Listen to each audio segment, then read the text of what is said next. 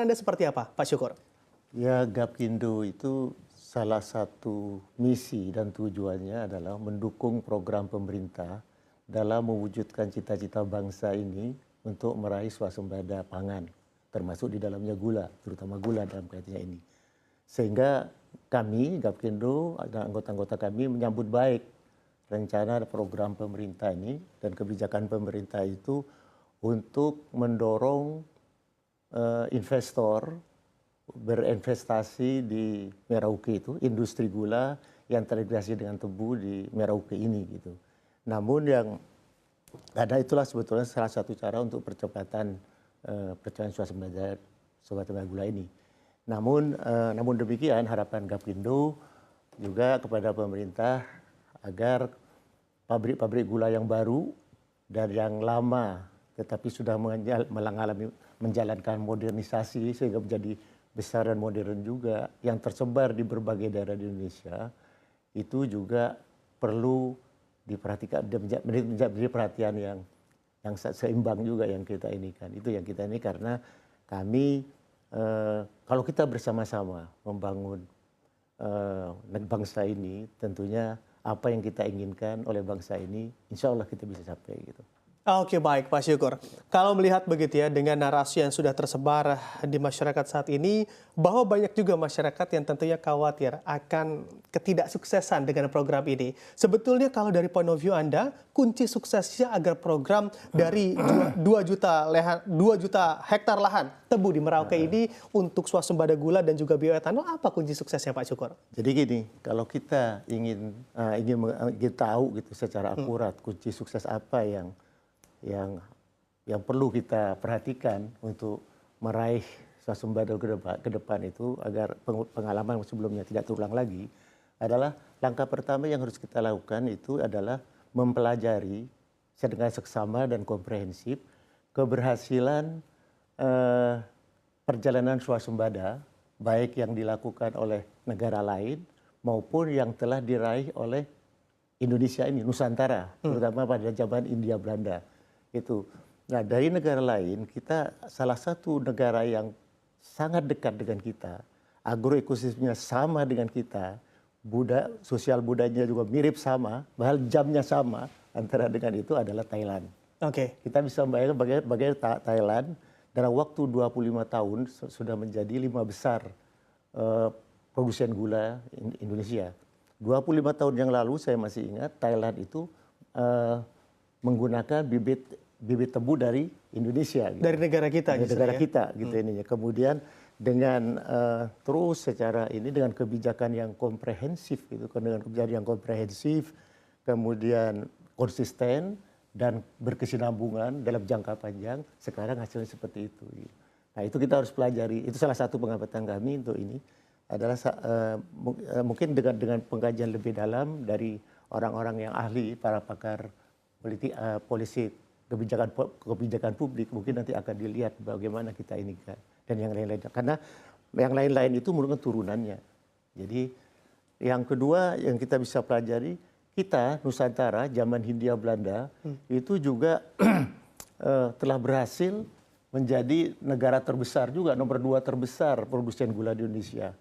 Kita bayangkan bahwa sekitar akhir tahun 1800-an atau di awal tahun 900-an itu Belanda itu memulai mengenalkan budidaya tebu di situ di Indonesia kepada masyarakat di sini. Dan bayangkan tahun 2029 dalam waktu kira 29-30 tahun Hindia Belanda yang ada di Nusantara itu sudah meraih sebagai negara produsen nomor 2 eksportir gula nomor 2 terbesar setelah Kolombia di tahun 1929 itu. Nah, itu apa yang kita ini kan? Sepintas yang bisa saya lihat adalah kebijakan yang komprehensif, konsisten, berkesinambungan dalam jangka panjang gitu. Jadi untuk swasembada itu perlu waktu untuk ini, tapi harus konsisten kita lakukan. Itulah dari sanalah nanti kita melihat kunci-kunci saing yang lainnya apa gitu. Tapi sumber dari sumber itu adalah kebijakan publik. yang konsisten, bersih dan berjangka panjang, itu yang kita lihat.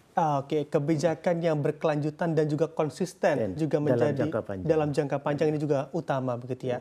Lalu apabila dikaitkan juga dengan transisi kepemimpinan, yang mana juga banyak yang melihat bahwa sebetulnya bisa saja terjadi ada ketidakkonsistenan dalam perjalanan kebijakan tersebut. Tapi kalau dari Gapkindo sendiri melihatnya bagaimana dengan transisi kepemimpinan, lalu juga dengan program jangka panjang dari pemerintah saat ini dan ditransisikan ke pemerintah yang akan datang, akankah ada gejolak di sana terkait kekonsistenan dari kebijakan di sektor gula, Pak Syukur? Saya optimis ya dengan proses yang pemilu yang lalu dan kemudian terjadi komunikasi yang baik antara pemimpin yang akan selesai, kemudian dengan pemimpin yang baru, komunikasi yang baik itu, kesinambungan itu akan berjalan dengan baik. Gitu. Oke. Ya.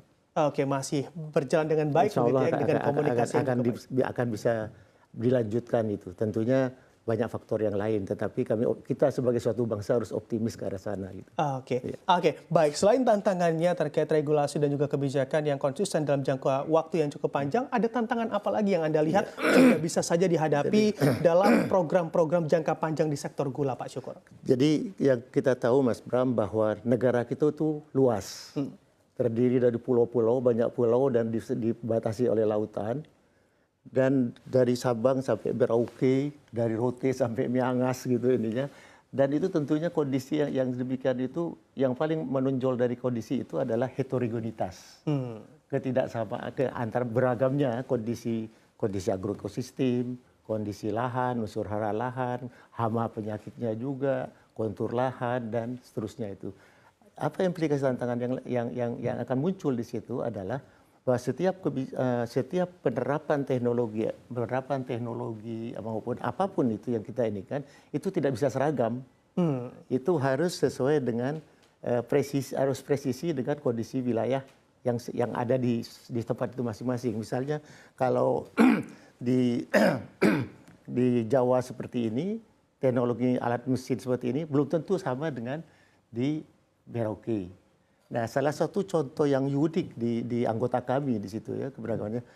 Satu dari anggota kami adalah dia berhasil membangun industri tebu yang terintegrasi industri pabrik gula, industri gula yang terintegrasi dengan kebun tebu di lahan rawa. Itu di Oki. Di Oki lahan rawa ini, dan dalam 2-3 tahun terakhir ini dia sudah mampu mengembangkan lahan 8.000 hektar dari target 16.000 hektar. Produktivitas yang terakhir dari 3 tahun terakhir yang tahun kemarin, dia sudah 3 tahun berjalan, dan ini produktivitas sudah mencapai 75-80 ton per hektar. Rendemen sudah 7-8% per hektar dari target 12%. Itu satu-satunya di Indonesia dan dua-duanya di dunia, satu di Guyana dan satunya di Indonesia. Teknologi budidaya mereka belajar dari Guyana di situ. Itu percaya.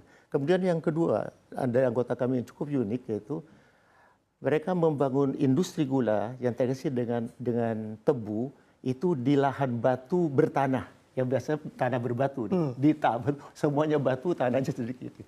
Dia mampu mengembangkan itu, sekarang sudah 4.000 hektar dari sekitar 20.000, target 20.000 hektar dengan sistem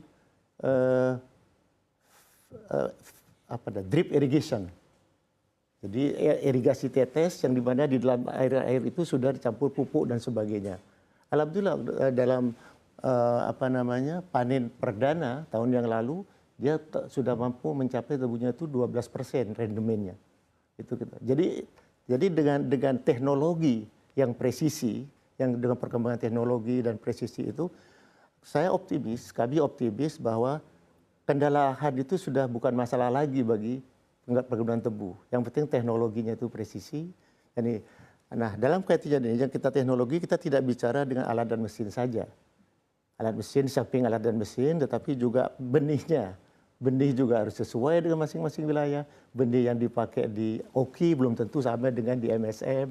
Kemudian benih yang di Blitar, di salah satu anggota kami, di lahan kering ekstrim, di sana belum tentu sama dengan di Malang dan sebagainya. Benih.